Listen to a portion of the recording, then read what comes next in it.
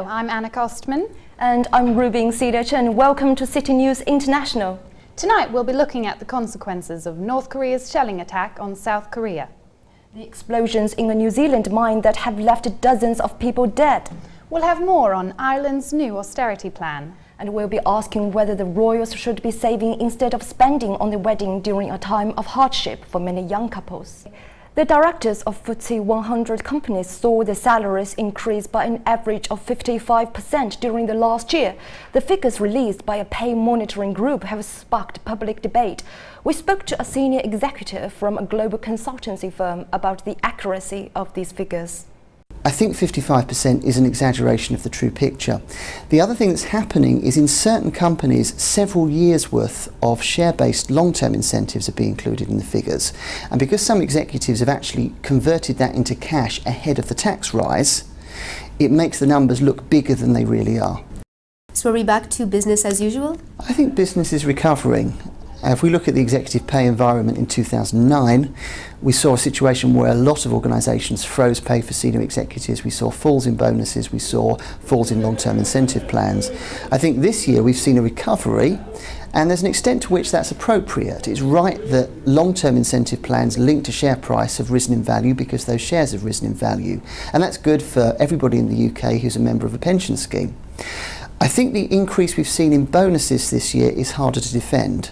From our headline story about the death of 29 miners in New Zealand, we are now joined in the studio by our science correspondent, Alexandra Bonomolo. So, Alexandra, the Chilean miners were rescued after 2 months. So why haven't these miners been rescued earlier?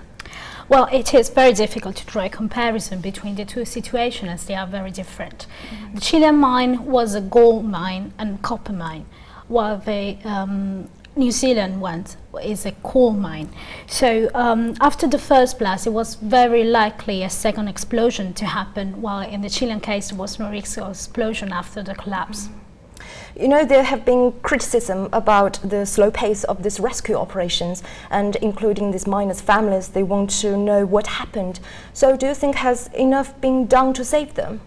Well, the presence of gas, of methane, made everything very difficult since the beginning. The rescue operation were delicate, and the high level of toxic and explosive gas made everything very difficult. Also, rescuers could not even enter the mines because of the risk of intoxications. Miners are believed to be dead before the second blast actually occurred.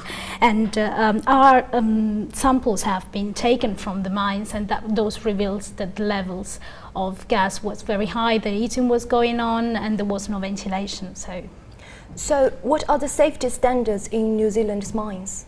Well, a review has been carried out in 2008 by the government, the Labour Department especially, and those revealed that the safety standards in New Zealand mines were below the standard there are in other countries where less accidents happen.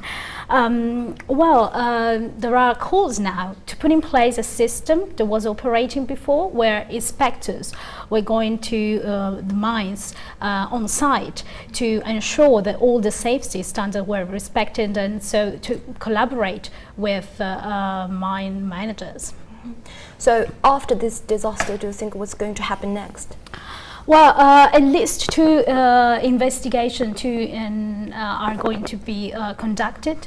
One by the government, and another one is going to be a judicial inquiry. And it is very likely that the third one by the police is going to be carried out on the safety operations. And of course, the question is how to recover the corpses that are still there trapped. So after this chilling case, we know that another 30 miners were trapped in China and just being rescued yesterday. So are we going to hear more and more stories of mine disasters? Well, you're right. Media seems to be very interested in miners' disasters now. But I think that as long as it serves as a reminder of the danger of miner working conditions, there are a lot of accidents that are unreported, and figures says that 1,200 people dies every year in mines. And this is a huge number. We consider that only 1% of the labor force is employed in mines. So it is true also that accidents are dropping, but I think that the attention must be kept very high. Thank you very much, Alexander. American aircraft carriers have set sail for Korea. As we heard in the headlines, this comes in response to a North Korean attack on a South Korean island yesterday. Now, with more on that, I'm joined in the studio by our defence correspondent, Alex Court. So, Alex, do you know any more about how the North Koreans will react to the American aircraft carriers? Well, not at the moment, no. There's not been much of an indication of how North Korea will react, and that's really in keeping with the unpredictability of the regime there. Let's not forget the attack on the South Korean ship back in March. So there's not much of an indication, and I don't think there will be one anytime soon. Now, the US says that they're acting out of regional stability. How far do you think they will go to achieve that goal? Well, it's notable that there's already 28,000 US troops in South Korea, and the fact that the US is sending aircraft carriers to the Yellow Sea really does show that they're wanting to show a very strong signal. They're wanting to send out a very strong signal to the North Korean leadership. And how do you think this is affecting the wider international community? Well, there's certainly effects on the relationship US is having with China. China, North Korea's only ally, hasn't condemned the attacks in the way the international community has, and the US really is wanting them to do that.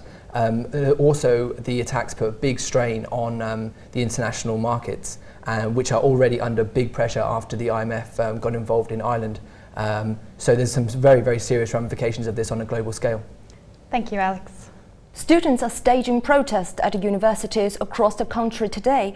They are speaking out against the government plans to increase tuition fees in England by up to £9,000 per year. Our education correspondent spoke to the president of the University of London Union about the implications of this increase. You know, where you have a well-educated society, population, you have lower infant mortality, you have people more likely to be engaged in the democratic processes, more likely to vote, more likely to educate their own children. Therefore, we see, we think that the whole of society should pay for education, not just for the individual that receives it. The government said that it would put in place a £150 million bursary system and monitor what universities do to attract students from poor background when they raise their tuition fees up to £9,000. What do you make of that? Well, there's this scholarship scheme that he's talking about. I mean, there's already scholarship schemes in place, both here and in America, and there's loads of evidence that shows that actually these schemes go under, people don't apply for them, they don't know that they can apply for them. Thank you very much, Caroline. This year's European Documentary Film Festival has just come to a close. All 14 films looked at environmental issues, with the final movie, Stop, Listen, Look, focusing on rural isolation. We talked to the film's director, Jorge Paliceno. First of all, I love the countryside in Portugal. I love the people that live in the countryside because I think they are very pure people. And in the other hand, I think these people in the countryside are suffering because of the politic issues, and because most part of the Portuguese politicians, they don't care about the countryside because they care about the progress. This documentary is a kind of alert to show the politicians and to show the Portuguese people that we have to look with the other eyes for the countryside. Are you optimistic about the future of the countryside in Portugal? Not so many optimistic, because the politics of the politicians are the same, and they are not looking for the countryside. And for the other hand, I think there is no fight in these areas. And now, with an update on Ireland's financial state and the rest of the financial news, here's Ole Alsaker. Thank you, Annika. The euro is at a 2-month low and shares are sharply down as the Irish government announces its austerity plan today. Irish Prime Minister Brian Cowan confirmed this morning that an €85 billion bailout package is being discussed with the IMF and the European Central Bank. Travellers in Britain face a hard start to the new year, with average rail fares set to rise by as much as 10% in early January. With no agreed price cap, the increase could be even higher. The British Union for Transport and Travel has called the move outrageous and warned that expensive fares would price people off trains. The British supermarket chain Tesco has revealed plans to widen its European and Far Eastern market shares. The retailer has taken British analysts on a trip to its main overseas market hubs. Tesco has announced a doubling of selling space in Europe and plans to quadruple sales in China to £4 billion by 2014. The governments of England and Scotland have declared the day of Prince William and Kate Middleton's wedding a public holiday. Officials said everybody should get the chance to join in the celebrations when Prince William and Kate Middleton tie the knot. We asked Londoners what they thought. I'm a student from Germany, and for me that's exciting, and it's new and we don't have it at home, and so I'm gonna go to the streets and watch it then. I think they're a lovely couple. I'm absolutely delighted, that I'm here to see it. Well, hopefully if not on the telly. Yeah, hopefully we can all come together as one big happy family and enjoy the wedding. I'll have a cup of tea to celebrate the royal wedding. Not a beer, a cup of tea. The royal engagement has been making headlines all week. Our royal correspondent, Dalia Lorenzo, is in the studio to discuss the royal wedding. Dalia, can you tell me, why did they choose Westminster Abbey rather than St. Paul's Cathedral for the wedding? Well, Westminster Abbey was an obvious choice for Kate and William. It has over 1,000 years of royal history. But at the same time, it's interesting that both St. Paul's and the Westminster Abbey do have a little bit of potential to trigger some unfortunate memories. St. Paul's was the place where Prince William's parents began their marriage, which turned out to be unhappy. And Westminster Abbey was also the venue of Diana's funeral. Ultimately, though, it turned out that it had more advantages than disadvantages. Its long association with the royal family was one of them. It's beautiful, it's large yet intimate. It's a perfect place. Now, some have said that taxpayers shouldn't have to pay for this event, considering the current economic climate. How do you think they can find a balance between that and having, their dream wedding? Well, it seems to me that British heirs to the throne have a long history of marrying during periods of economic hardship. For example, in 1947, the Queen Elizabeth married Prince Philip just after World War II and the Depression. And then Prince Charles married Lady Diana Spencer in 1981 when unemployment was extremely high. And at the same time, these ceremonies were extremely popular with the British. So I think right now we're going to have a similar situation where the British are looking for something happy, something to motivate them in these times of recession. As well, it is the Queen paying for the wedding, so taxpayers don't have to worry about that. Taxpayers are footing the bill for the security, which could amount to £10 million. At the same time, though, this is a global event. It's already attracting a lot of attention worldwide, and people are saying that the tourism revenues could actually trump the money spent on security. Thanks so much, Dalia. Many will no doubt wonder what dress Kate Middleton will choose for her big day. But how has the economic climate affected the average bride and the wedding industry? Weddings are an occasion where people love to splurge. With the recent cuts being announced by the government and people fearing for their jobs, will weddings be an industry where people choose to cut back? That girls will spend what they can afford, and if they can afford more they will spend more, and if they can't they won't. Are new trends coming up for people to find ways to change their budget, cut down on their budget? Most girls spend more money on the things that really matter to them and less on the things that don't matter to them. So things that have changed are, for instance, girls would rather send out an email invitation than pay for invitation.